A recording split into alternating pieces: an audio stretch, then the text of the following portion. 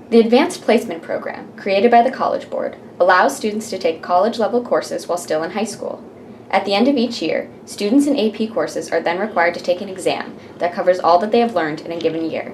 I definitely wanted the challenge. I knew it would be a lot of work to take an AP class, but I thought it would be a great experience and I could learn a lot from it. They're obviously very challenging and a lot more challenging than classes I've previously taken.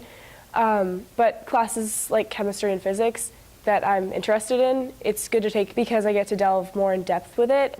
Although the courses do have a more difficult curriculum, some students feel that the exam at the end of the year makes it harder to cover things in depth.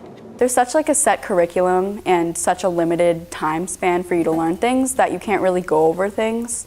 So you spend a lot of the time in class learning about the structure of the test and learning to know the AP test and know exactly what's on it and practice for it. But sometimes you're not really getting like a full experience out of it. There's no flexibility to experiment. I know in history, my teacher will often say, oh, and we could delve into cool details about certain events, but you really can't because of time restrictions and just things that are irrelevant to the test specifically. I always felt that it would be a disservice to ignore the test. The reformatted test that started a couple of years ago is very precise in its requirements.